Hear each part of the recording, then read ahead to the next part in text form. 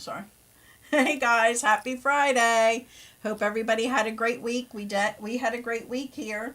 A lot of good stuff coming up, and we're already starting to get people in for next month as well. Tonight we have Delaney and we have Elizabeth, and we're going to be talking with them and getting to know them, and they're going to share some information out there. Delaney's going to share her story and her recovery process. And anybody that is new here, please feel free. If you have the ability to comment, please, give us a shout out. Let us know that you're here, that you're listening. Have any questions for our speakers, please throw that in the comments. If you do not have the ability to comment, you can always give us a call in at 267-737-8031. If you do put in a comment, they will be able to see your name. So if you want to be anonymous, use the call in line. That's, for the anonymous ones out there. Don't want to give yous away. But we're just going to kick back and talk recovery and just chill and have a good Friday.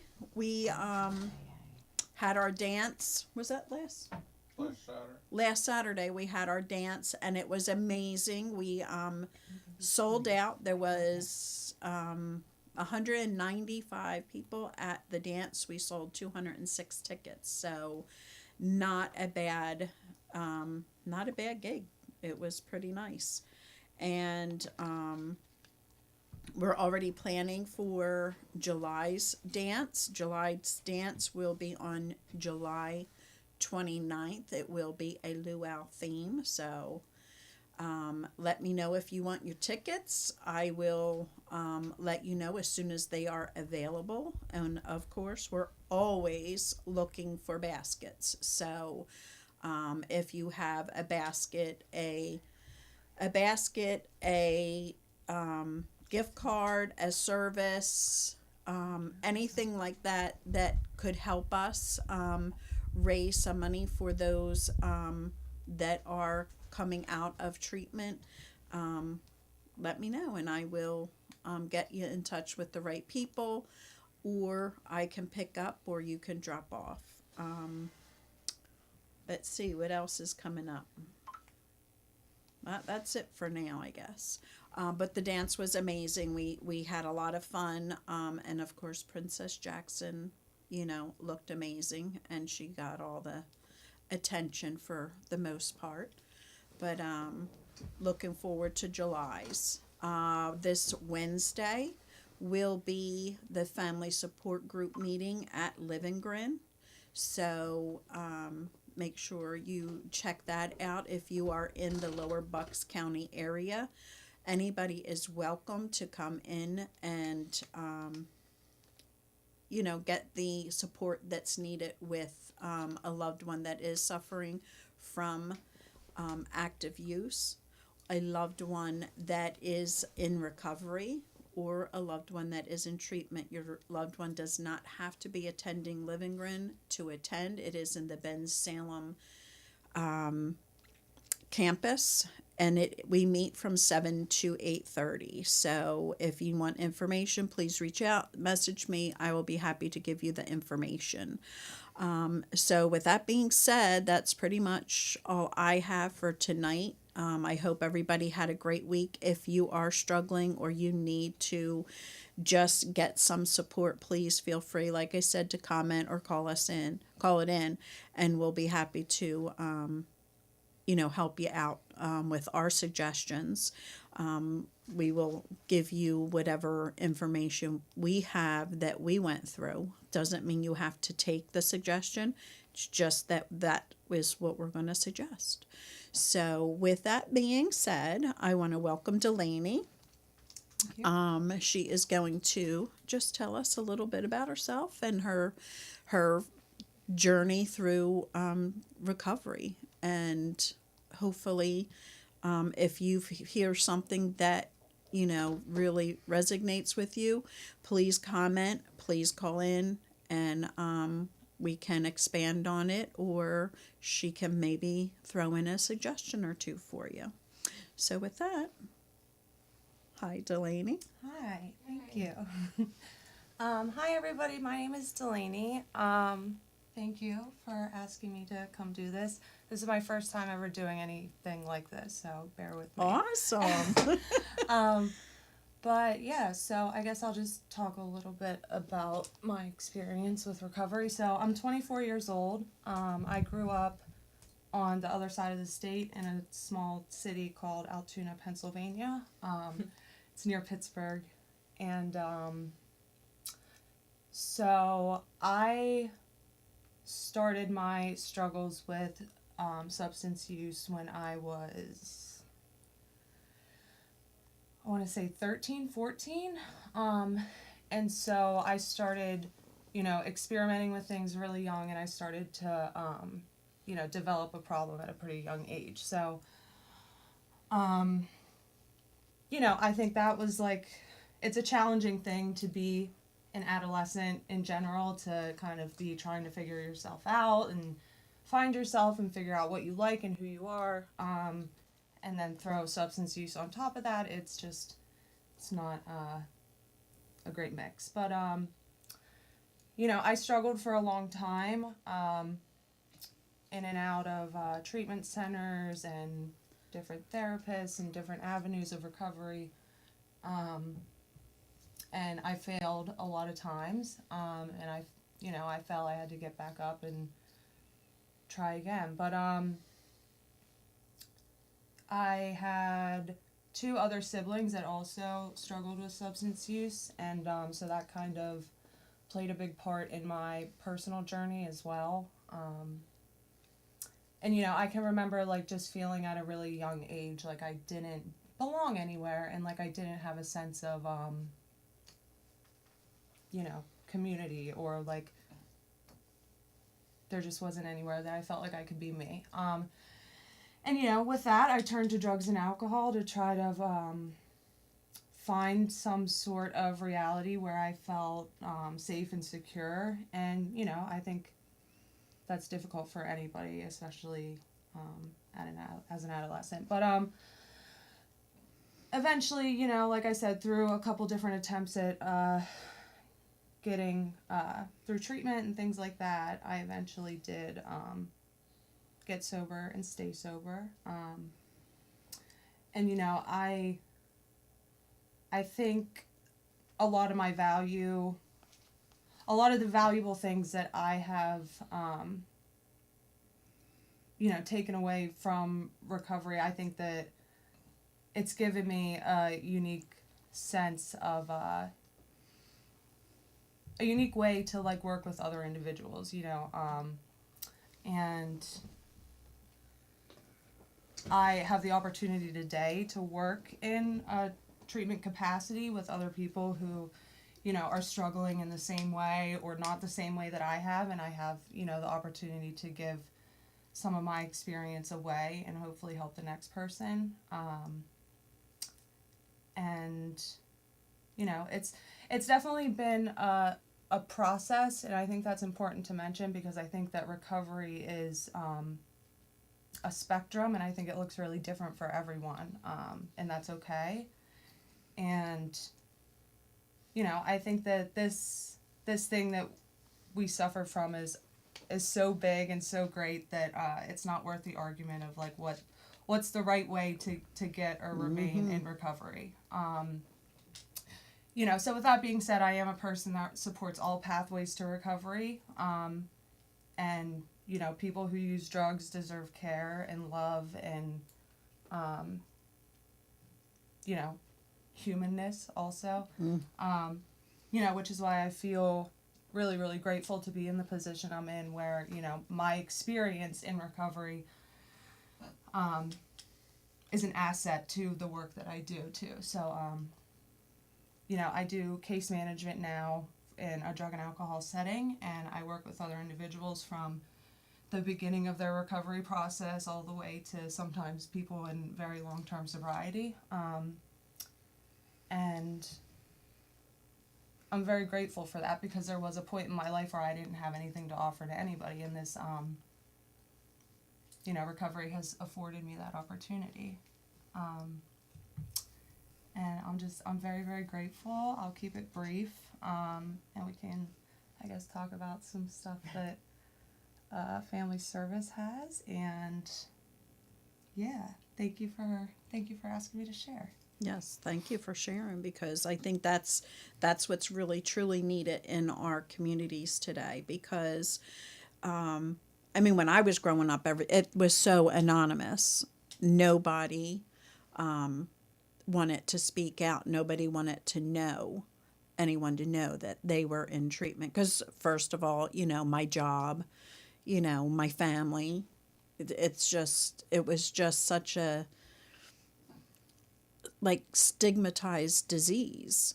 And today, I'm grateful that my loved one went through it when he did, because so many people were speaking out and telling their story and letting the world know that they are out there and that they are recovering.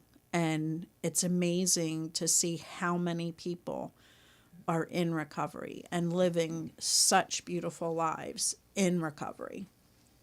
Like I said, last Saturday we had the dance at Georgine's, and to see so many people come out and just have an awesome time.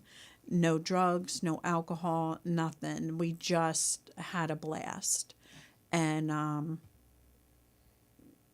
no fights. No, it's such an amazing.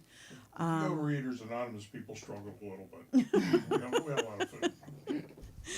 But it's just so nice to see that. And it's so nice to be part of that process, to be able to sit and talk to people that have struggled, that are living an amazing life in recovery. Because when it first happened to me, I didn't see any of that. I saw death. That's all I saw. Because in the 80s, that's all I was seeing were my loved ones, my friends dying from not the drug itself, but what it was mixed with. Back then, it wasn't as potent as it is today. So going out and hearing a speaker speak and saying how wonderful their life had become after I was just like, oh my God, thank God they do survive. They will live. Like, that was so hopeful for me. And that's why I like doing this, to share with people out there that there is help and there is hope. Because there are people out there that are still struggling right now, and may be watching, and it may be just something that you said, something that I shared, something that you'll share that helps them take that next step forward in finding that recovery. And that's why I do what I do. I started it and I was like, we're not getting many people in. Like, why am I going to do this? It's kind of, old hat. Other people are doing it. And I tried to start it up for the families, because really the families are always seeming to be left behind. And now we have everybody. We have family. We have people that are actively using. We have people that are in recovery. We have people that have lost someone that watch the show and will actually jump in and give a shout out. So it's so uplifting to me that people are being helped just by listening to somebody speaking, or resources that I post out there, or share here on the show. So I'm grateful for you guys to come out and share that with you. It's awesome. So with that being said, we'll switch over to Elizabeth, who's going to give us some information on Family Services, and that's in Bucks County. Yeah, absolutely. Mm-hmm. Hi, everybody. I'm Liz. I am the assistant supervisor and the lead harm reduction educator for Family Service Association of Bucks County. we are an amazing outpatient facility that offers a ton of resources all under the same roof. Delaney is a case manager in my department. She also does harm reduction education with us, and we're bringing that more to Bucks County now. As you mentioned, in the 80s, like your friends were dying in the 80s, you know, and in 2023, where we're at right now, substance use has changed. The face of it has changed. The chemical makeup of the substances have changed, and the death rate is astronomical at what happens these days. And what needs to be, you know, discussed, I think, without being stigmatized, like you said, you know, this is a disease that is severely stigmatized, and not only in the community but in recovery communities as well, which I find surprising, because in recovery communities, individuals are recovering from whatever that may be: drugs, alcohol, sex, gambling, food addiction. It could be all of that. That's supposed to be a home where people can feel loved. And at times, people who struggle with substance use do not feel that love, Right. because there's a particular way that they are recovering from it. But as long as there is breath in an individual, recovery is always possible. And I know for our department, we are the CARE team. So that's community addiction recovery engagement. So we are in the community. We engage with individuals wherever they are at, whether they are actively using, whether they're starting their journey, just getting out of treatment in a recovery house, or have had long-term sobriety thus far, and they just need a little extra support, especially connecting with resources. Right. We do provide individuals with not only Narcan, but fentanyl test strips. We also educate on how to use the Narcan appropriately and the fentanyl testing strips appropriately, and how to administer rescue breathing. The xylazine that's out there, the tranq dope that's in the fentanyl. It is just safe to assume it isn't all the dope that's down Exactly. in the area, not just the dope that's in there. It's being in the meth, the coke, the pressed pills, Yeah. everything. Marijuana. It's It is crazy. not No? in marijuana. So Oh, that is a myth. awesome. At this time in the United States, there has not been one confirmed case of fentanyl being in marijuana. Okay. I know it's in synthetic marijuana, I know it's in spice, and it's in K2. Also, there is no data that confirm that at all. Right. That is backed by anything. So, that sometimes misinformation in the media that happens is sometimes a scare tactic that's utilized to scare people from not using substances. Right.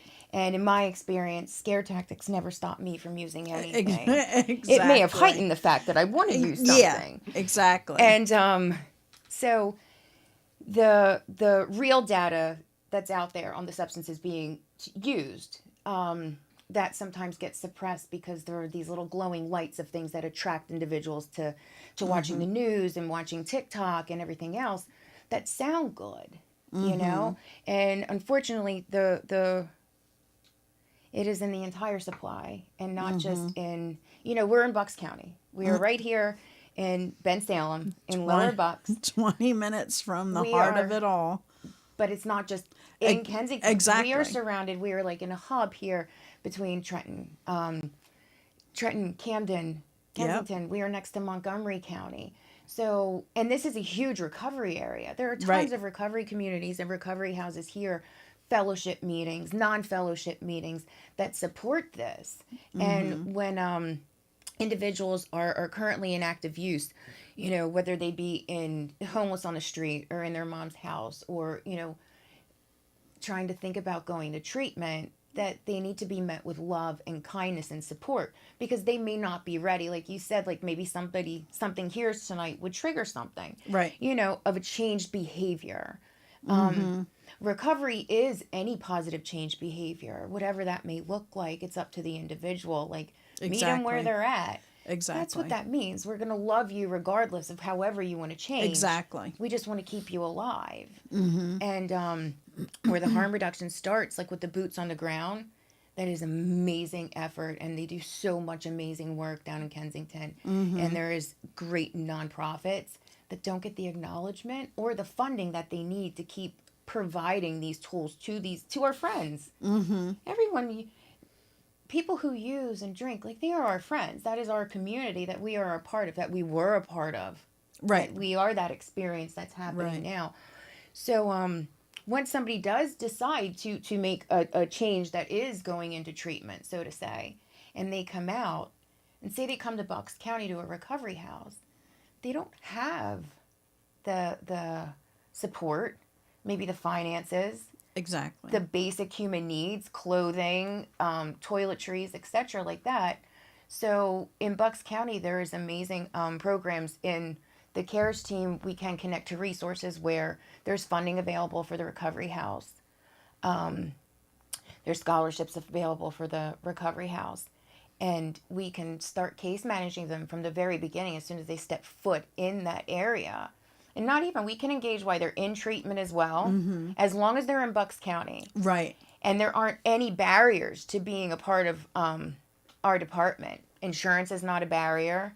As long as you are a person in Bucks County, you are absolutely welcome to be a part of our department. Meaning in Bucks County, meaning you have to have ID of Bucks County? Just an address. Just an address. Just an address. Awesome. Because now when you are in a recovery house or you're in a family member's house, you are now a resident of Bucks County. Right. So, for example, Delaney will have your out-of-county insurance transferred over. So you can get Okay. services here in Bucks County. That's not even a barrier at Family Service. If you're underinsured or have insurance that is out of county, we can apply for funding that through Bucks County Drug and Alcohol Commission. They will fund any individual that's underinsured or does not have any insurance to get substance abuse treatment in an outpatient setting, along with medication and co-occurring with mental health. Right. And it's all right there.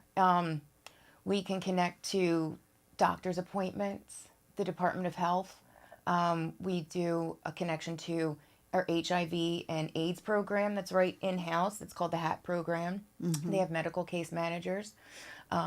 Hep C in Southampton, we can connect them to services there. What am I missing? We have a pet diaper and food pantry. So if you're struggling with your groceries or food for your pet, diapers for your child, you can walk into Family Service and you just fill out a form and we'll help you get that stuff. DUI highway safety program we have. Anger management we have. Family strengthening, families in recovery programs. Awesome. Yeah, parent educators. So if you're new to recovery and, new to parenting or struggling with navigating parenting, we can partner you with an educator that can kind of guide you through that process as well. The idea is that there is a whole continuum of care that's right in the middle of Bucks County. Right. That there shouldn't be a barrier to any of those services, whether it's substance abuse or just mental health. Right. We can accept any individual and provide that treatment that is necessary. Especially when you're coming out of treatment.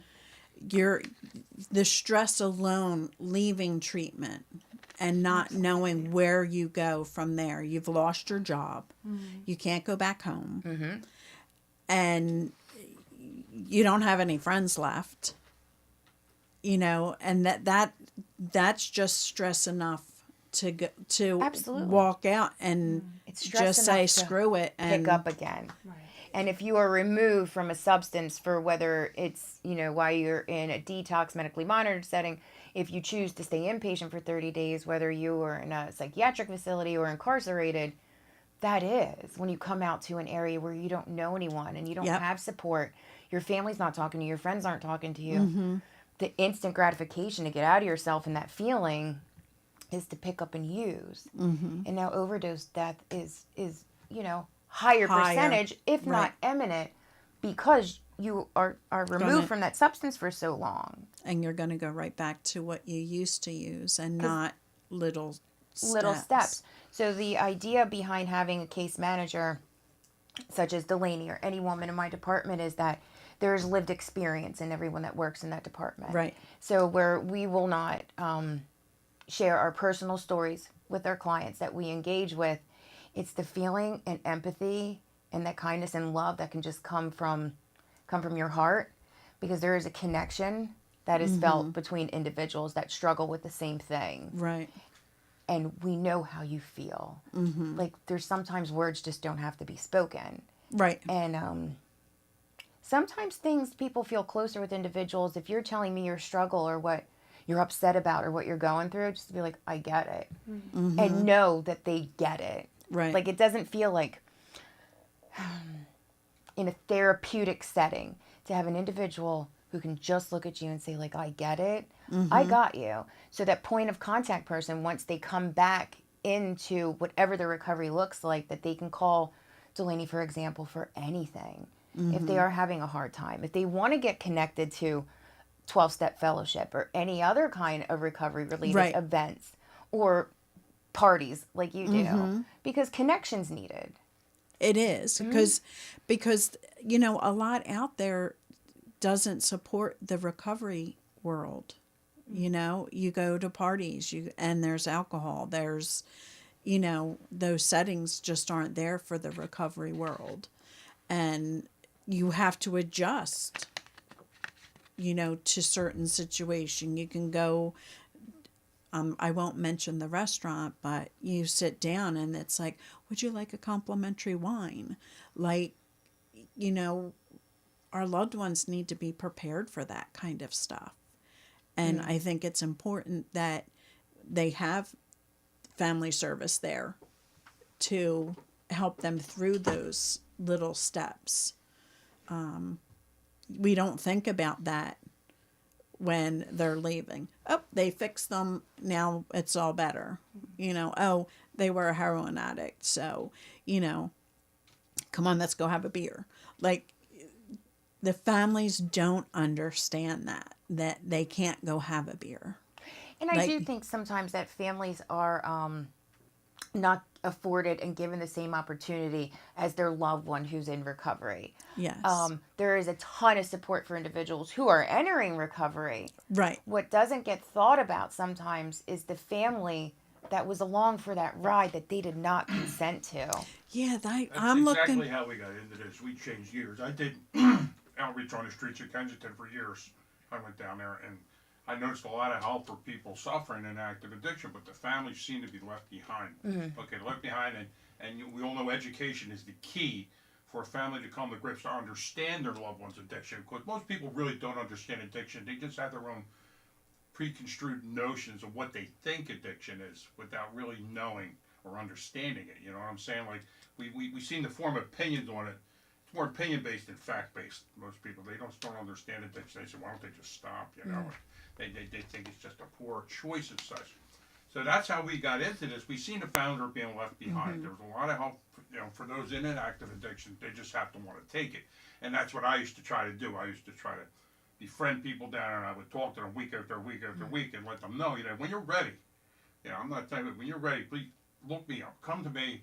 I'll get you in the right direction. I got the connections. I got the people. I got association behind me. I used to go out with Alpha Angels in Motion for years. And I don't know if you ever heard of them. And that's how I got started. But then I noticed, like, man, like, these families are being left behind. So we kind of changed gears a few years ago. And we started doing a show and working with family meetings, all with Immigrant Organization and a couple of other different outlets, Proact and all. We doing family type meetings. And we find it very enriching. I mean, it's really good because people really have no clue. They're lost and they don't know what to do, how to do it, and they're just left in a blur, you know. And I think that's really important too, you know, and like the families are underrepresented a lot of times with people who when their loved ones struggle with addiction. And I think that's why you know, I really believe in the education of harm reduction when it comes to substance use disorder, and that's why I think like this program that Liz wrote and the education that we're doing in Bucks County on harm reduction is so important, because you know, it can be such a defeating feeling to say, like, you know, you need to go to treatment, you need to go to a 12-step fellowship, you need to go to outpatient, you know what I mean? And like, as somebody with experience you know, with addiction, the more that you tell me what I need to do, the less likely I am to do it, you know. But having that person there that's been with you, like, from active use, saying, like, you know, providing resources to keep them safe where they currently are, if and when they become ready, that's the person that they're going to go to, because that's the person that made them feel loved and human and safe. You know what I mean? And the families need that also. And like, I completely agree with you that the families are left kind of at your own. Yeah. So if an individual who's recovering, the foundation is the connection, it is the support, it is to be able to reach out, to have somebody else pick you up and carry you through when you just can't possibly see living another day, and being so uncomfortable without your solution of drugs and alcohol in your skin that you just want to crawl out of your skin. Yeah. For me to be able to provide somebody there as your point of contact person, your person to do that, the families should be allotted that same Yeah.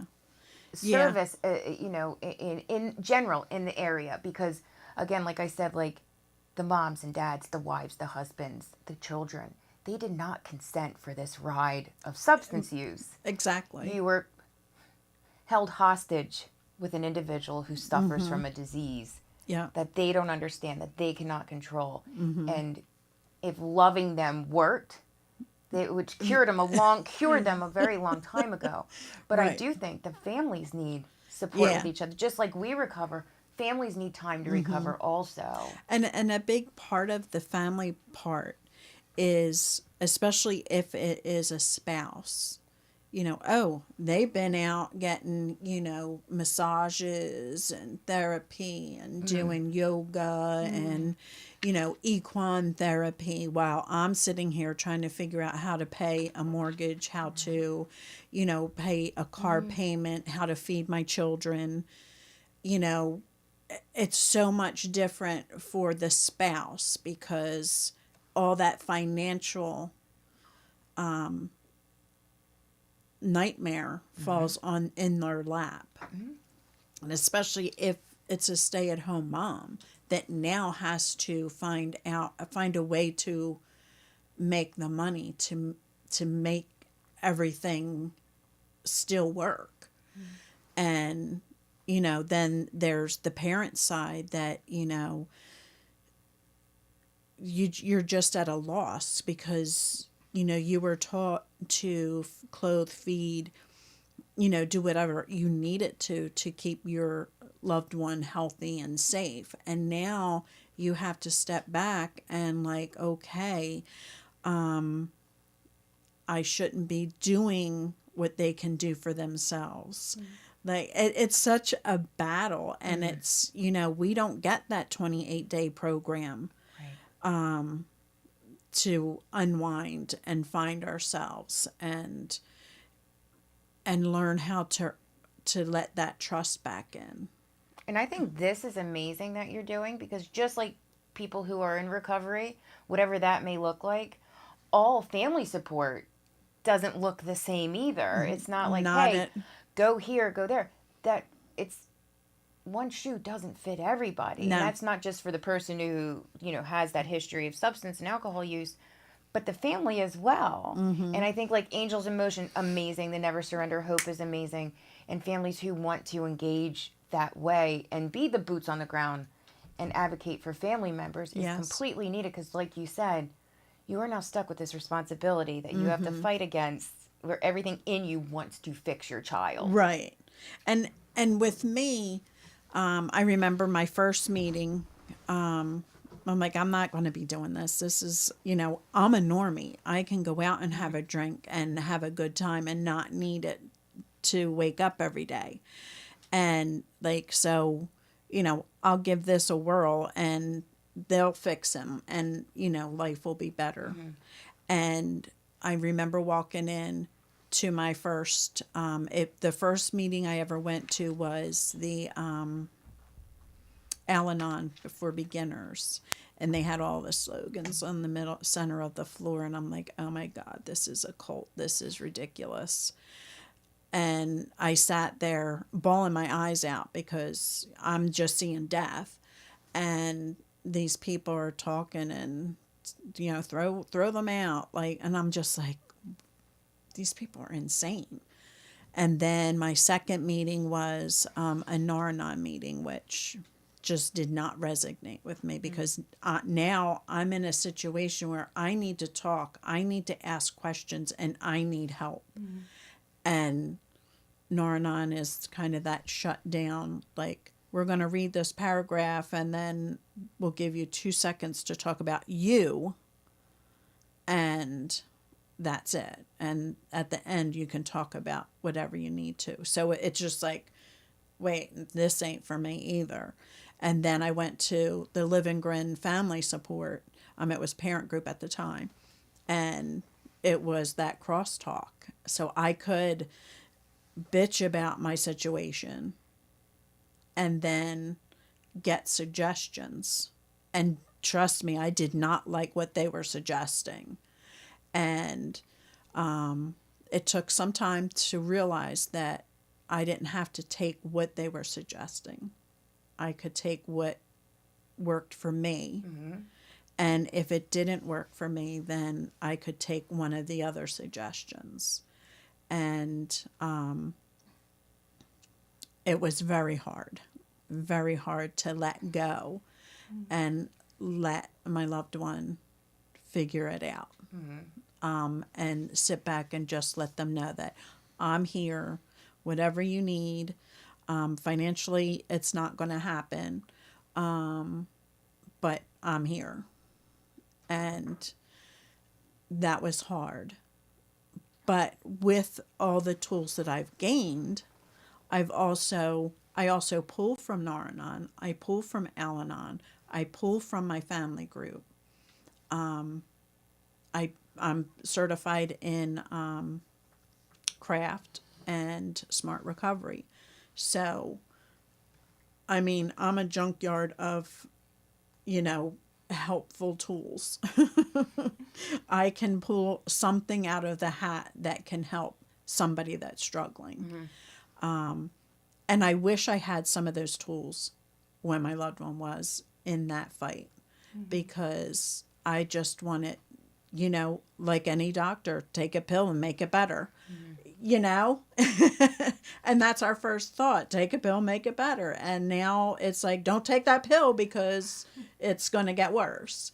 And I'm just so grateful for the education that I've gotten. And I'm so grateful that it happened at a time that it was so in the forefront of town hall meetings, churches, having events discussing Dave Fialco and his Narcan training.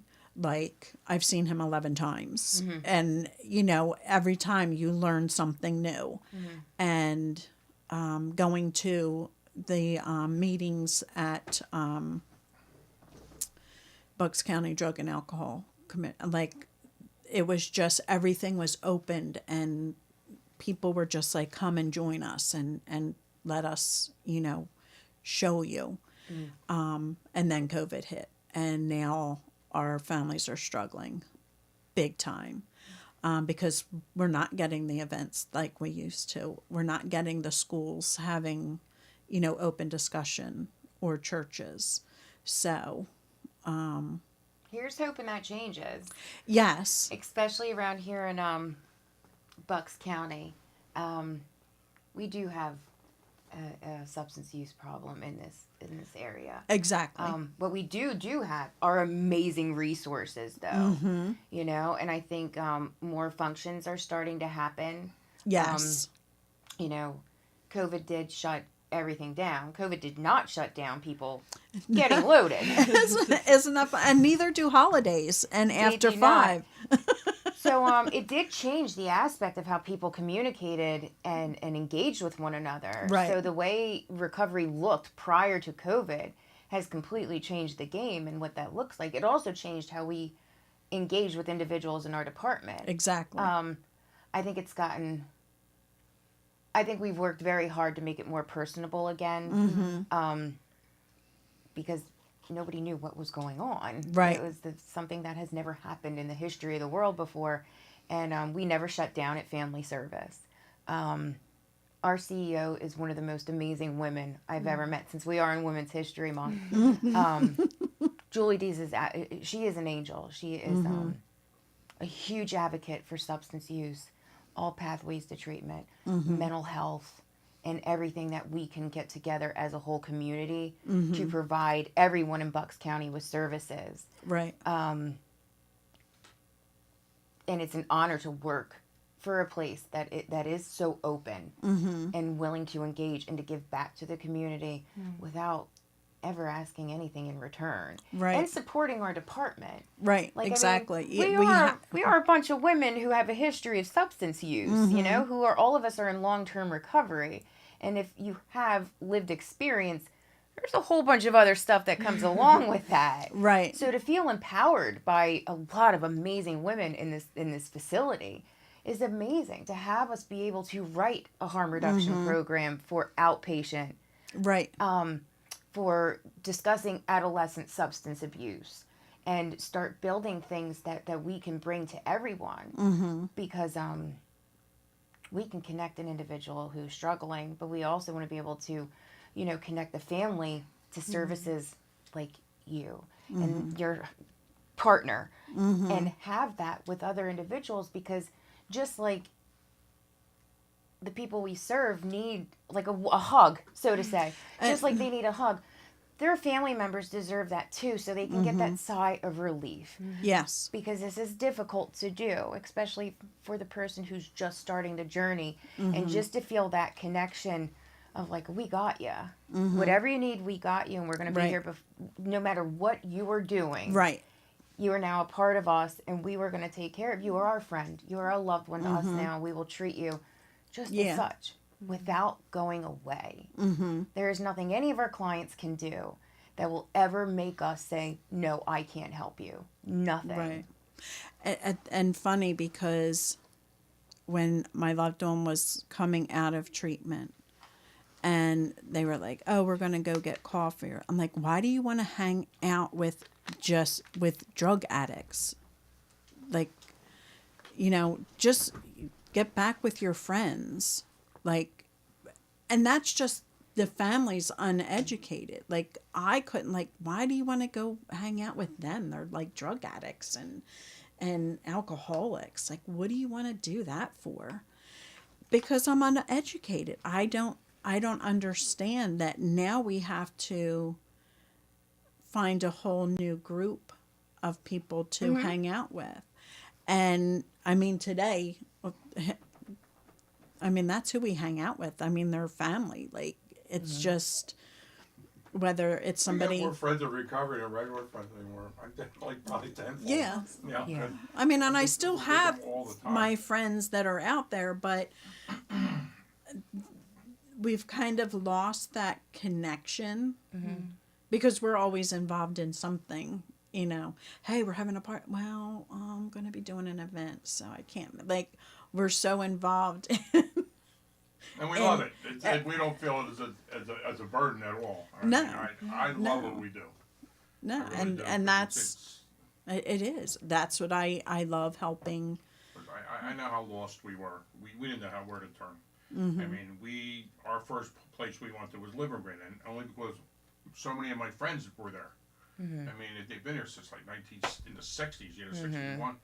So, you know, thank God I knew about it. It was local. I mean, I had an edge that a lot of people don't have. They don't know where to turn, who to call. Right. What do you do?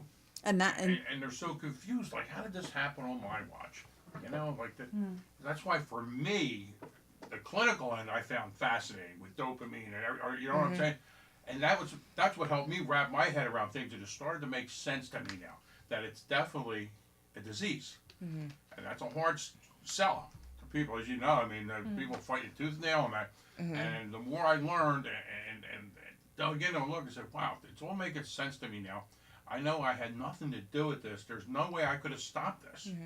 You know, and that's when you start getting relief through the education. But like people like me, things have to make sense to me. You know what I mean? Like, and I'm like one of them people. Like, you know what I'm saying. And now it makes sense to me, and I can just take it on, you know, fully. But that's just me, and I think a lot of parents and families and loved ones need that. Absolutely. Just to understand, because they feel it's like a moral failure on their part, you know, the wife or the parent or whatever, like, you know, was this maybe something I done? Were I too hard on them? I mean, you know what I mean? You have a million scenarios you run through your head when it's just something that happens. You know what I mean? And there's you just gotta take it from there and deal with it. And you know, I think that that is huge too, because the same way that, like, you know, if you look at like recovery communities, the same way that like people in recovery connect with one another on a very unique and intimate level, in a way, like Liz was saying, that you might not be able to do with somebody who's not, you know, I have to imagine it's the same for the families too. Like, you guys really, like, you need each other, because it is so underrepresented, and, you know, loving an addict can be a traumatizing experience. No. And what connects people aren't how great you're doing. It's our defects that connect individuals. Right. You know, you can hear it's the language of the heart. That language in families and persons who are getting sober, that's only a language everyone else can understand. Right. And I personally am not attracted to a situation or a human being that's talking if I don't hear what their struggle is. Because that's great. You have an amazing life. Everything's going good. That is fantastic. But tell me, I need to know how you struggle, because I am. And everyone needs that. And it doesn't just stop at the person. It is a family disease. And I think sometimes that's left to the side, that it is an entire family. And I think that's the problem with those in active addiction, have a hard time understanding that aspect, because they feel they're not harming anyone but themselves. I absolutely. mean, that's what I heard time and time again, and I would always bring it up as well. It's a family disease. You'd be surprised, because everybody struggles with your struggle. I mean, it's every, people love you. I mean, and a lot of times they think they hate them, but people get so frustrated. It appears to be anger, because they start losing hope. They don't know what to do, where to turn. So it comes off as being angry, and they just think, you know, I'm not hurting nobody but myself. But in fact, you know, you're tearing the whole family dynamics up. They're taking them in with you. It is a very selfish, self-centered disease, and there's always that It is. delusion of the individual who's actively, not even actively, you can be fully recovered and still have that selfish, self-seeking delusion that you're not harming anyone but Right. yourself. Right. This is one thing that everybody did not sign up for this ride. And on that same token, it can be just as selfish and self-centered in the recovery, because you have to make sure that you are putting your recovery first before, you know, everything else, because that's a hard tool to learn when you come out of treatment, how to deal with your recovery, deal with your job, deal with your family, deal with your friends. That's a heavy pill to swallow. Boy, I tried. You know what? I try to avoid that phrase. That's I a heavy always pill want to to say it. swallow. And she just almost did too. She's cool. It's a heavy pill to swallow. And that's the idea behind what we do at Family Service is, wow, is to help you with those things. Because, like, you're learning to take a shower without getting loaded, do your laundry without getting loaded, vacuum without getting loaded, maybe engage with your children without getting loaded. Your mom, your dad, like, this is a lot. This is a lot. And there's an overwhelming tendency to seek out what you had previously said before, which makes everything go away and feel comfortable. So we want to alleviate some of that because it gets better. It There's does. it always It's gets it's better. time. They say you got to get comfortable being uncomfortable. Yes. Yeah, that's a thing. I love the phrases. You know, And But that things- is true. And time, Huge things we truth. must earn. Like, you know, the families, it's hard because the families just have gone through so much and they don't realize it. And I always share this with our family group. Back in the day, before COVID, we used to have our family group, and they would bring in once a month somebody in long-term recovery and tell their story to give the families hope that there is life after addiction. And then they would bring in the patients that are in the facility, and the patients would walk in not knowing that they're going into a family group, and they walk through the door and, like, all the family members are looking, not because we are judging them. Is my loved one in that group? Like, so to sit and listen to the families after the story is shared. Any questions? And no hands are going up. Like, I don't know where to begin. And then 9 out of 10 times it's one woman and she starts the whole ball rolling. And then maybe a second family member will raise their hand and ask a question or suggestion. And then all of a sudden, the patients are like, I never knew that I was affecting my parents or, you know, my spouse like that. That is just so crazy. Like, I just thought I was hurting myself.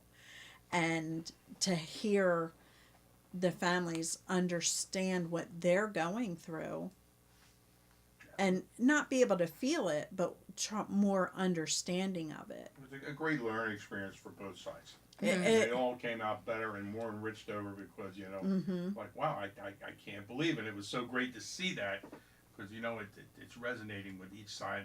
And it's like, and then the hands start going. I went from no hands to like a melee. You know? Yeah. Like, wow, I wish my parents had went to something like this back and like. And the funniest thing they'd always say, they don't want to be here. It's karaoke night. They don't want to be here, you know, being ambushed by family members. For the most part, not many family members were there for their loved one, but you know, just that conversation going back and forth was so uplifting to me. Like, I would like, oh God, I can't wait for that meeting. Like, so I'd have to wait 4 weeks, you know, for it to come around again. And just to hear the hope is just amazing.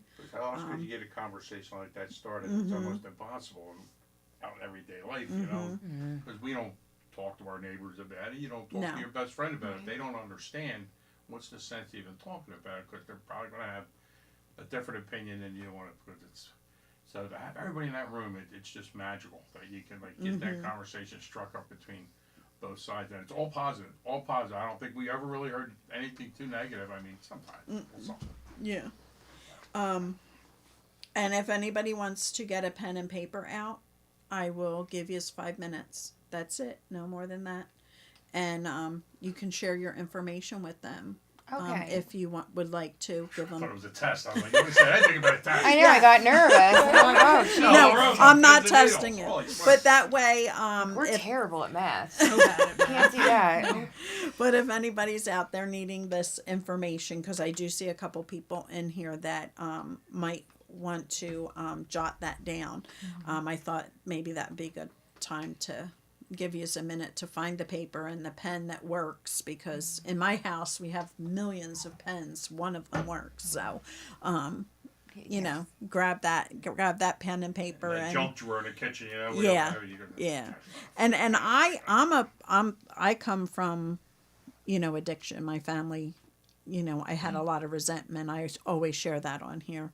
My mom and stepfather are watching right now. My sister's usually watching. My brother watches. You know, and you know, I've lived through it. My father was an alcoholic and became an drug addict. That's So- my mother's an alcoholic. My father was a very heavy drinker. My grandfather was very, you know what I mean? I've lived it, and I feel blessed that it kind of skipped a generation with me. Not that I was an angel. I mean, I was drinking and doing everything else all through age, but it never took control over me. You know what I mean? Like totally. I mean, I find myself very fortunate. And, you know, I feel a lot of it is hereditary. I mean, a lot of it, I think, just have that gene. Yeah. I don't know how else to explain it. I mean, and I try to explain it to my loved one when my young one was very young. You know, you gotta be careful, I mean, because you know you got the propensity for this. It runs in the family on both sides, and I always thought that in my head. You know, like I was always worried about that. Yeah, and we were the true, you know, just stop. Why are you doing it? Just stop. And we went through the DARE program, so you know, just stop. Go fry an egg. That's your brain. And I think, you know, That didn't work out. right. No, That's no, why I think- not at all. You know, the education is so pivotal, and like more than that, the application of the education is so important. You know what I mean? Because if we look at programs like DARE, Oh, that I cringe. you know what I mean? Like We're not big dare professionals. I cringe. There's a lot better programs it out there. instilled but- fear in parents and their children, and Mm-hmm. it lacked any kind of educational background. You know what I Right. mean? It was facilitated by a police officer, not a drug and alcohol Mm-hmm. professional. Exactly. And the funny thing is, when you would talk to people out on the street and like, oh, did you do dare? Oh yeah, I learned what drug to take to get rid of that feeling. And it's just like, does dare even realize that this is what's happening? I'm more Like, worried about coloring books and pencil eraser toppers and stuff. I Yeah. did throw. I was like, oh my gosh, do you teach anything at Mm-hmm. all? yeah, And it's wild because harm reduction has been around forever.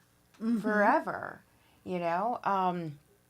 Modern day harm reduction was brought up in New York City, at least on the East Coast side, the 70s and 80s for the AIDS epidemic that was occurring. right, It was spread wildly in the IV drug use community, Right. opposed to other ways that AIDS was being transmitted Right. at that time. And all they had were case managers, doctors, and social workers teaching individuals how to clean their needles to save their lives.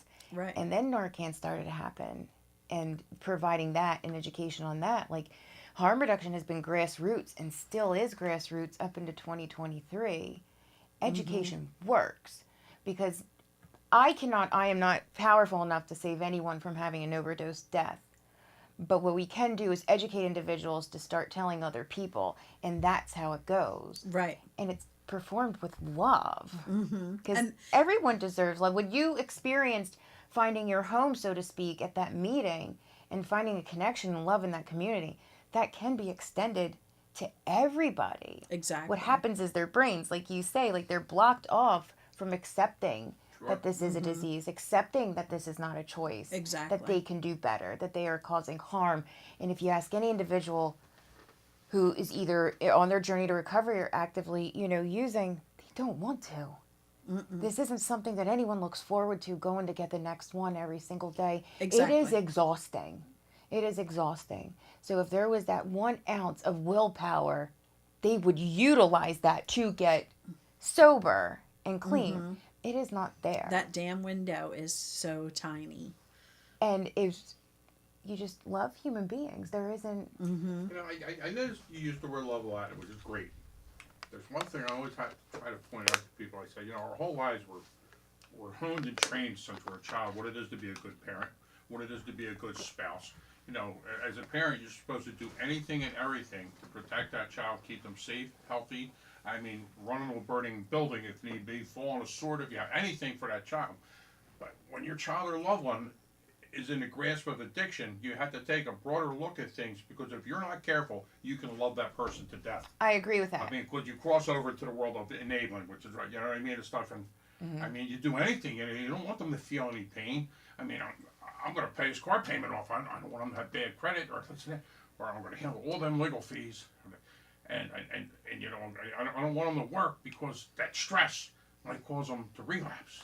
So love also does mean the boundary setting and Sure, knowing when sure. you cannot be helpful and knowing when you cannot help. Like Right. that is just a broad statement Right. because that your family member, that individual is going to take it as not so much love that you're doing. And nothing tests a family member's faith more when it comes to their child. Right. And having that connection of whatever higher power that you believe in, I would suggest to anybody, find it now as a family member because you're going to need that. Sure, like, Because it's loving very hard. loving Yeah. that child now looks different. That little boy, that little girl that you Because raised. years ago, they had that diapered. dated statement, tough love. Well, nobody uses that no more. It's so dated. And we try to say disconnect with love. I mean, that's what I hear nowadays.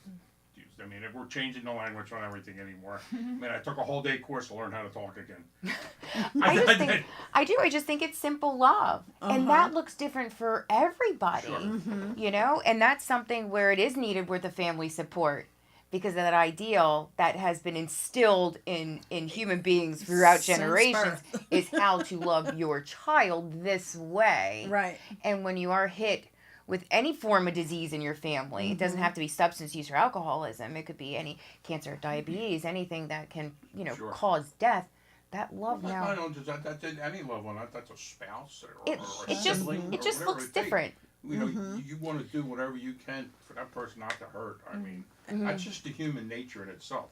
That's why I'm just saying that the whole dynamics change when it comes to substance use disorder, because them same beliefs, if you don't really take a look at it and adjust things, they could be detrimental as much as they could be helpful. That's what I'm just saying. And it's you know, And that's where it's you guys come in, though. right.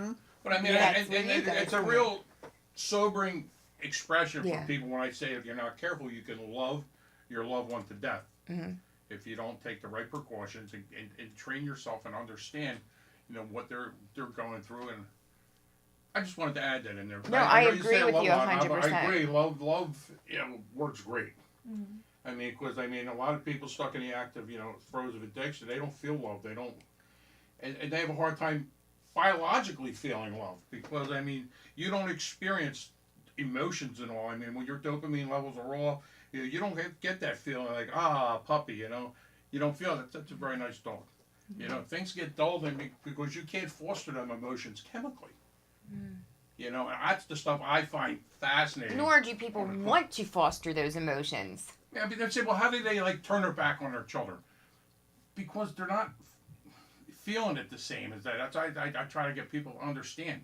I mean, I think they don't care about that child. It's just their main focus is on getting what they need to feel better, and then they'll step over everything and anything to get to that point. And it's just because your brain is smarter than you. I mean, your brain knows what it wants, and it supersedes everything else.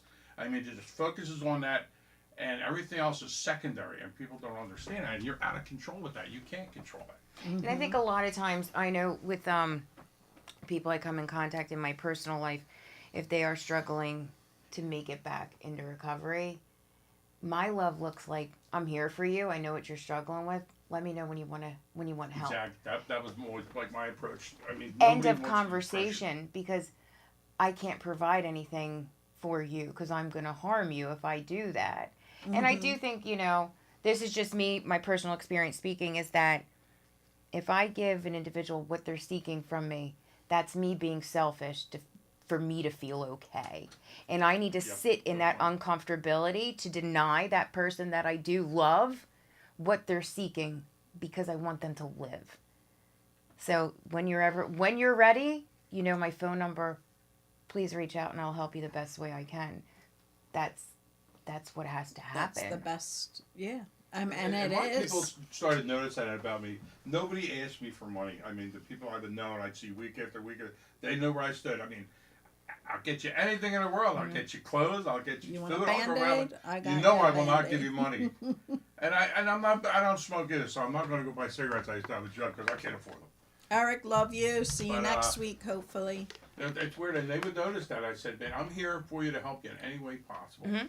I'm not going to help you kill yourself. Yep. You know what I mean? And I hope you're going to understand it. They would say, Pap, yeah, we understand that. I mean, you're a straight shooter. And people like to be talked to straight because people in addiction ain't dumb. They're some of the smartest people you meet. They have plenty of time to focus on things and strategies and stories and you know what I mean? They're always, so I would always just be cut right to the chase and be straight up front with them, and they see right through that, and they'd appreciated that. I mean, I said, I'm not going to sit here and blow smoke up your ass and give you colon cancer. You know what I'm saying? I'm down here, I'm talking to you straight up, and that's the way it is. And I said, when you're really serious about making a change in your life, please make me one of the people you come to, and I'll do everything in my power to point you in the right direction. I got the contacts, I got the people that know what to do and when to do it. And I mean, and if they don't know, they know somebody else. I said, you know, just give us a chance when you're ready. And I said, I wouldn't pressure them. Hey, how about this week? You know, you want to go? Let me go. You know, people don't want to hear that. They're not ready till they're ready, and we only hope that they can stay healthy enough until that time comes. That approach will always land. Mm-hmm. Always land. That approach will always Yeah. be something that that a person remembers. Like, Always. Oh, yep. They're here for me Mhm. when I'm ready. Yep. And Mm-hmm. That's the best. yeah, it is. And Um, I think, Go ahead. sorry, I think like those individuals who are actively struggling, I think they lack so much of that like humanness in their day-to-day experiences, right? Like, People avoid them like the plague. You know, Right, like, yeah. that person, you don't want they to talk to even them, make eye don't want to contact. look at them, don't want to get involved with them, but like sometimes just having one person to just say like, hey, like I know, like I'm acknowledging what's going on here, and like it's okay. When you're ready, I'm here. And that's, it's unmatched. Right. They can actually ask me, how's your loved one doing? How's he making out? I go, he's doing good. Oh, that's great, man. We're saying a prayer for him. They're saying that to me, Yeah. But, things weren't like they are now, We And are a community. Oh, sure. We are an amazing community Yeah. of everyone who is recovering from anything, and I'm super proud and grateful to be a part of that community and be able to give back, Yeah. personally and professionally, and be somewhere where those that can all be cultivated, and I can just keep helping other individuals that have experience that I have the ability to not have them go through so harshly, Yeah. and just get a better foundation on whatever their journey is going to look like. And not Lower Bucks County, but all of Bucks County, it has an amazing support system in recovery in general. The sad part, the bulk of your people down in, I'm very familiar with Kensington, that's my foot. They're all from the suburbs. Yeah. There's And that's what those people but a from lot Philly. are Well, from the guess suburbs. what? I mean, They're from not Newtown, from Philly. Doylestown, the suburb. I mean, and I had a kid one day, you always see somebody looks at a place, and I'm looking, I stopped and talked to him. Real articulate kid, real smart, he was young, looked younger than most of them down there. So I said, listen, man, you gotta be straight up with me. What are you doing here? So I told him my name, and I go, Pap, I'm so embarrassed. I was watching National Geographic Channel and Drugs Incorporated, and they were talking about the best heroin in the United States is in this Kensington section of Philadelphia. I was on a Greyhound bus, like the next day, and I've been stuck here for over a month. And It's the kid sought spoke out. real articulate, and he was real embarrassed to tell me the story. I said, be embarrassed about that. I mean, everybody here's got a story. I mean, it happens, and it's a vortex, and especially in that area, it just sucks you in because everything is right there. You don't ever have to leave. I mean, you got free food. Everybody's handing out food. And they are a community down there as well. They have each other. They do. It's a weird community. They have each other, And- but if there's too much of a vulnerability, it becomes very predatory. Because you have nothing, and I mean, you're his best friend, and you fall out, and next thing you know, he wakes up with no shoes on, because his best friend just took his shoes. I think that's human nature in And- all and it's hard aspects to and understand, different but- levels. And that was when we were down there one time, and we were just getting ready to leave because we only had one bag left, one blessing bag. It was the snacks and water, and we were just getting ready to leave, and there was a group of 4 men that came up, and they said, "Oh, do you have anything left?" And we were like, "We have some water, but we only have one blessing bag." And they're like, "That's okay, we'll share it." And it was just so awesome to see them break open the bag and each hand out a cracker. A lot of people don't realize that the whole philosophy of the blessing bag. I don't know if there's much now, but that wasn't just to hand out snacks and all. That was my tool to establish a dialogue with you, and to foster a little trust. I see every week, and it's a couple snacks or just, and it give me an opportunity to talk with you, and you to remember me. Because I gave you these couple of things, like, who's this guy come out of nowhere? I tell him, I'm no psychologist, I'm no doctor, I'm just a fat truck driver from the suburbs. And I come out here because I love you guys, and I would talk to them, and that's what the whole blessing bag thing originally were. It was just a tool, you know what I mean, to establish some trust, because especially when you're in that situation now, you're very untrusting of everybody around you. You always got to have your guard up. You can't appear to be vulnerable, so you don't want to be down there blubbering or some guy. You know what I mean?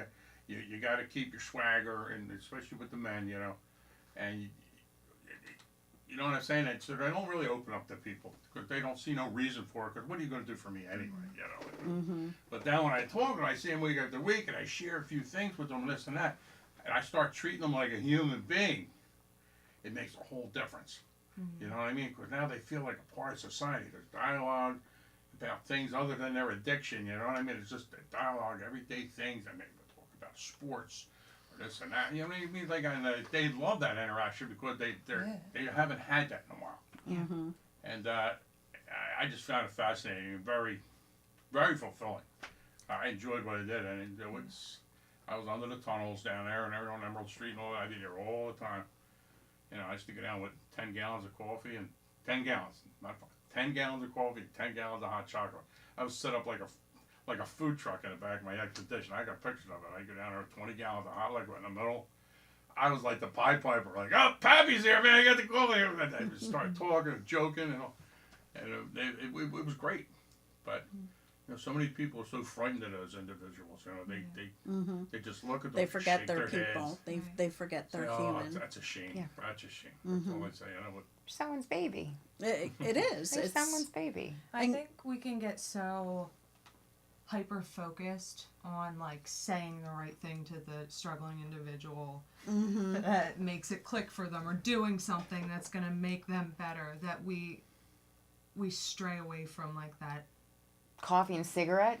yeah. From that coffee and Right. cigarette. We stray away from that like human connection because we're so focused. You know, like we've been doing Narcan training at recovery houses, and I always like to mention that sometimes like when, you know, an individual is overdosing, the instinct is to, you know, keep hitting them with Narcan over and over and over again, when that can be a very invasive way to treat someone for an Because overdose. seconds Right. seem like hours. Have you ever done a reversal? I have. I've done several. Yeah. It's fascinating. I always equate it to the birth of a child. You ever seen the birth of a child? You know, not to cut you short, but it was most, especially my first one. I mean, the person was blue. They're like at death's door, and you administer Narcan, and it seems like hours, and you want to ready to give them the next shot, another shot, and all of a sudden you'll see them breathing, and they start turning pink like a baby when they're born. And it's like it's going on, or turning pink because it's going, and then all of a sudden, boom. It's like nothing ever happened. Or like, okay, I'm out of here. You know, you're like, whoa, wait, Yeah. calm down, my man. Everyone should carry it. You're gonna fall down and block down the I street carry like. And everyone should carry it, and we can train anyone on how to use it at Family Service. I was afforded, somebody blessed me enough to reverse mine over 6 times in my experience. And if there was not a kind individual out there that was able to Sure. perform that on me, I wouldn't be here, Exactly. you know? And And look at you now. who would have known when I was educating. going to get it? Because you Right. never know when something's going to click. Every human being has a purpose. Yes. It's great just educating people. How many people that think they pour milk down somebody's throat because they're overdosing, and you're Yikes. drowning them with milk? Like people don't know.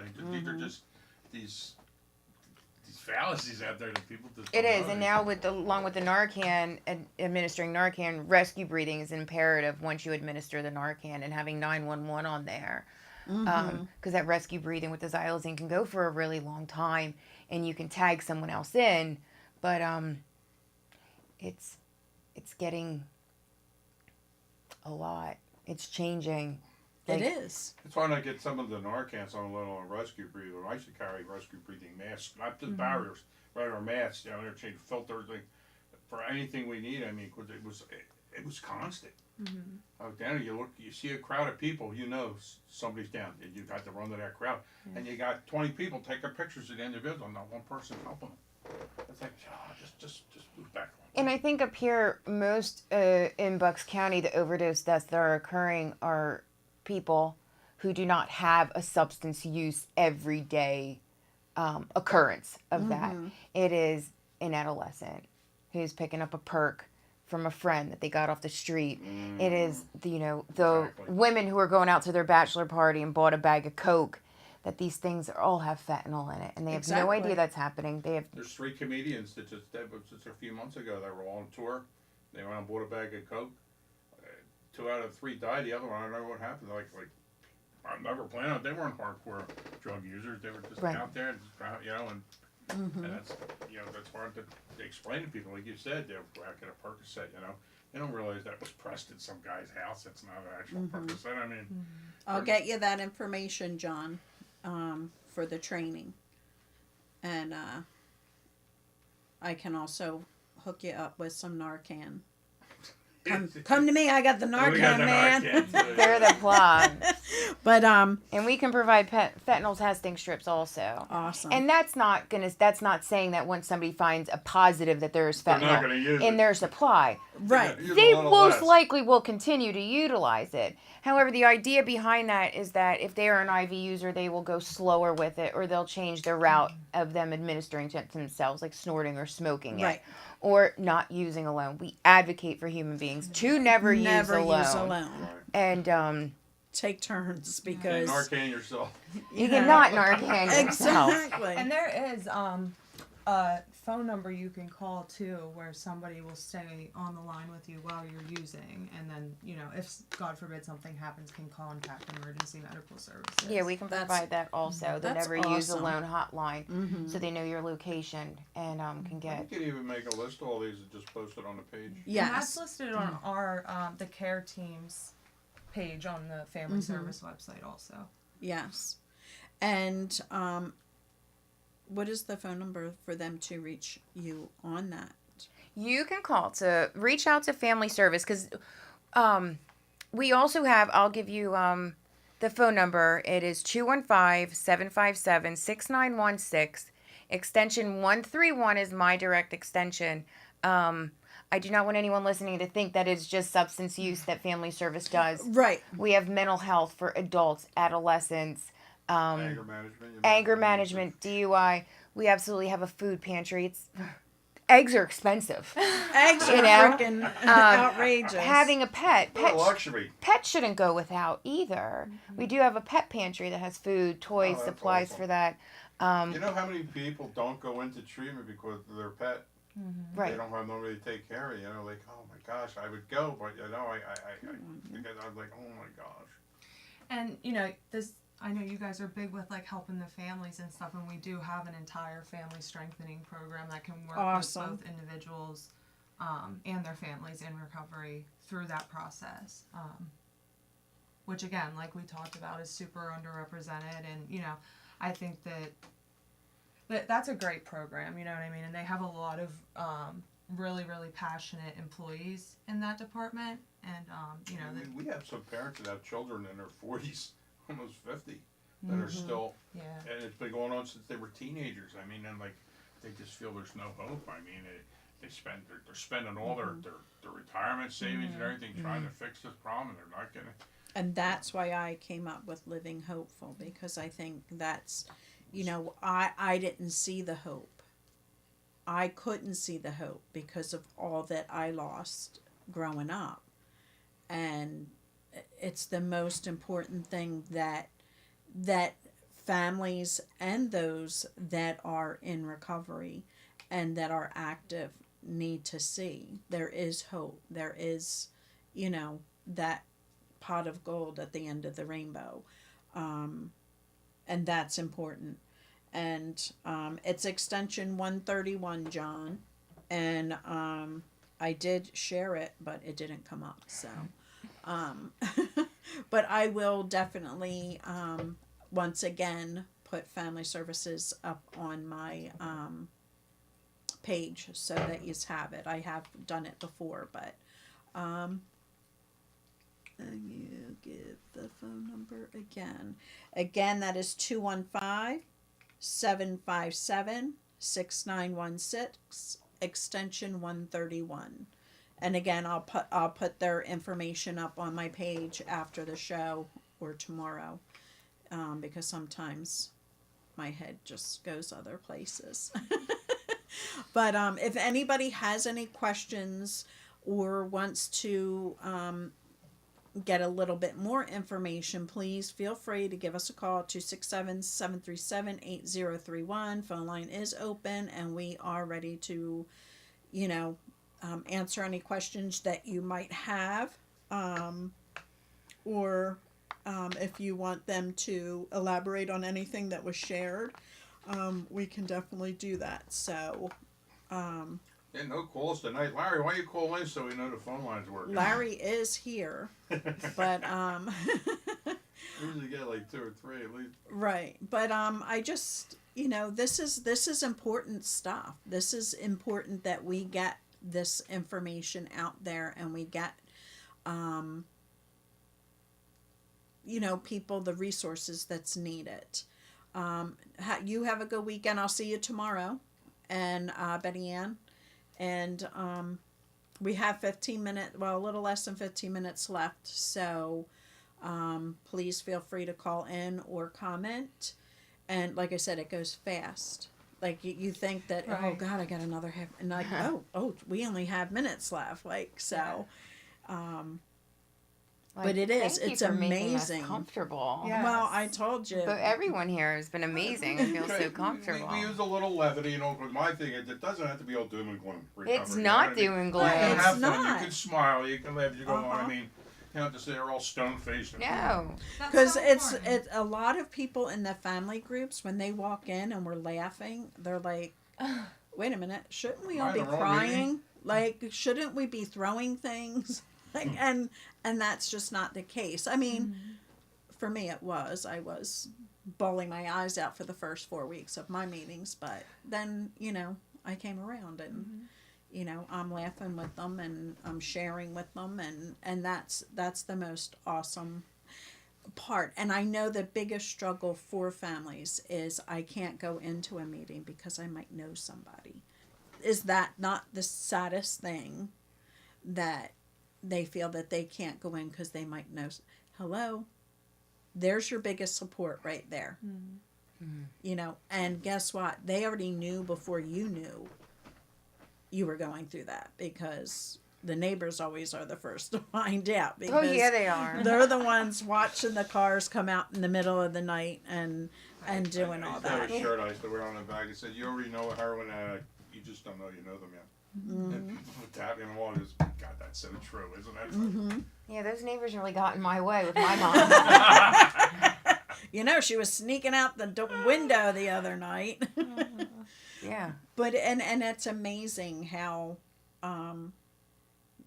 this goes. It's just, there was one point where it was a friend of my loved one who went to school with them, and we were just texting back and forth on Facebook, not texting, whatever, commenting or whatever, and she says, "What's your phone number?" She goes, "Message me." So I messaged her, and we were talking, and she's like, "I'm down here right now and I'm overdosing and I don't know what to do." And I'm like, I was just like, I don't know what to do. Like, so I just went to the family and said, "You got to get down there." And This is before we got involved in all this. this is right before I knew that my loved one was having an issue. So I was like, "Oh, I can't believe that just happened. I don't know what I would have done." Like that, and they're like, "Oh, oh, she's a druggie, blah blah blah blah blah." Lo and behold, It is very different, and I'll say this much. I've had the experience of being a person in active addiction and alcoholism, and I've also had the experience of loving a person when I became, into recovery for who went back out after having some time sober, and it is a different feeling. it is. It feels like being betrayed. It feels like a brand new trauma, and it is something different. So even though I am a person that has been sober for a little while, and that I And have this educated. experience and educated, and this is what I do for a living, it hits you like nothing else ever hits you. Right. And so many people in recovery are very hesitant in striking up a relationship with someone who's not in recovery. I mean, if you ever notice that, like, you meet a lot of people in meetings. normies? And the normies. I'm the We normie. see is that, like, with a normie, and like a lot of like loved ones and parents get very nervous because they're like fresh out of recovery, and they're fostering a new relationship with someone they met in the rehab. You know what I mean? Like, oh my gosh, I just wish they would. That happens. That happens all the time. I mean, All it's the just time. something I think a lot of it, people just don't think other folks understand them because they haven't walked on their shoes, and you feel more comfortable with someone that understands your trials and tribulations because they're going through. And the I same felt thing. more comfortable with family members when I needed that support because there was a new experience I was going through. Mm-hmm. And I couldn't have gotten through that. And Yes. still can't get through certain days because it is rough to live with a person who is in recovery, whatever that may look like. Like, we talked about having a selfish and self-seeking way of thinking. Yes. That still occurs. Any given day, I am still selfish and self-seeking. And having a partner who is just like that is a lot. And I need family support of Right. other women and men to like, this is what's going to happen. Like, Yeah. this is our experience because I can only get better throughout other people's experience and what they did. Like you said, I took what I wanted and I left what I didn't, Yep. that's gotten me through the last few years too, Mm-hmm. in that aspect. With all relationships I have with individuals, whether it's Mm-hmm. working relationships, personal relationships, my children, my mom, because she experienced that, Mm-hmm. and then my own journey too. So everybody's incorporated, and there is an outlet for every person, especially Mm-hmm. the family. So it doesn't matter if this is my career path or my own experience. Yeah. Like, I needed family support when I had that experience, and I felt dumb, to be quite honest. Well, yeah, But this is what I because do. I know, and this I is know what to expect. I know what's going to happen, but I not don't. knowing. I don't. I But I didn't. don't. And I'll tell you, there's a great book if you haven't read it. It's BALM, BALM. It's from Beverly Buncher. Mm-hmm. It's a family support, and meeting them where they are. It's kind of goes along with craft. An amazing book for anybody that is a family member that needs that education. Be a Really- living mirror. Just kind of like putting you where you need to be in your setting. Like buy the roller coaster ride ticket, not the wristband. Like I like that. Just the That's ticket. just I'm the not ticket. signing up for the Right. wristband. No, Not doing that. No, because seriously, especially in the beginning, we all are buying that wristband, and we never get off the ride. And like me, my loved one was my drug, and I chased that. And You're not a normie then. yeah, I'm not. Not a normie. No, because he was my drug, and it took a long time. I'm in this 7.5 years. Family Our support. lover just celebrated 7 years last week. That's amazing. So- and nothing's for sure. I mean, we do Right. that. I mean, I it's a stay constant in work in this. progress. Today it's good. Yeah, I stay in this because I know tomorrow's never promised. But I also am there because I remember going to the meetings and hearing throw your loved one out. And that's not what they were saying. They were saying you have a choice to allow them to live with you in the lifestyle that you have grown accustomed to, or they can choose to live the lifestyle they've grown accustomed to. And that's why I keep going back, because I want families to know that, they only need to buy a ticket for that roller coaster. They don't need to take the ride with them over and over again. I love that analogy so much. And I don't even know when I came up with that, but We hear so many, we learn so many. I mean, like in the beginning, you think, "Oh my God, it's so hokey." All these sayings, and then now we live by them. These sayings, and it works if you work it, Yeah. all that. Nothing changes if nothing changes changes, is that will be my next tattoo, and I only have one and it hurt like a Three bitch. C's.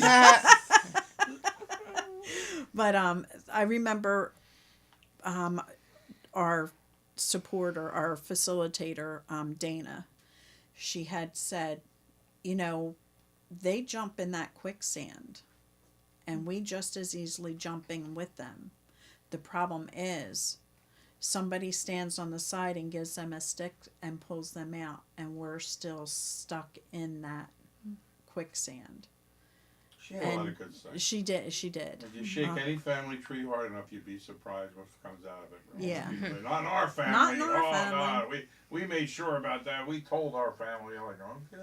And I think to educate families before something happens, Yes. and letting them know that you're not smarter than them. You Right. will, because I swear that's addiction. Like, it won't happen to me. I'm smarter than that. We don't think that. We do. We think that throughout our lives. And if we just really portray that with our children as they're growing up, they can think twice about that. Not that they will, but at least it's a tool, like, that fried egg in the pan. And you know, Our education. loved one, he was the only child. I mean, we only had one child. We were the band parents, we were the Boy Scout parents, we were always there, we were one involved, you know. Thought we did everything right, you know. It's just not a matter of doing everything right or wrong. It's just something that happened. That's I told you. I mean, And like the education piece, like that's always going to be necessary. You know what I mean? Like that's always work that's going to need to continue to change and evolve the way that the drugs and the addicts or the people who are using them are changing with it. You know what Exactly. I mean? And it is, you know, it's hard work, but you know, it's work. It's life-saving work, and it's life-saving is. education that needs to take place. And I know that, you know, the care team at Family Service is very, very passionate and willing to do the work. You know, because it's not over, and it, like I Right. said, it has to keep going. Well, I want to thank Liz and Delaney yeah, you for great guess, great guess. for Well, coming for out Thank you so much. and so much. hanging with us. It is warm in here tonight, but I just want to say, if anybody wants any information, please feel free to message me. I will check with them and get their information on my page as well, so that if you heard something and you want to talk to them about it, please let me know, and I'll get you in touch. And everybody have a great week. Have a great spring. I love the fact it's spring. Sure is. So just, we'll be here next Friday. We have Marge coming in. She is a family member, and I guess Larry had laryngitis tonight. But she will be here Friday, hopefully. And everybody have a great week, and give me a holler if you need help. I'm here to listen. And I'm in the background tonight, gang. Remember, recovery works if you work it. yes, peace out, everybody.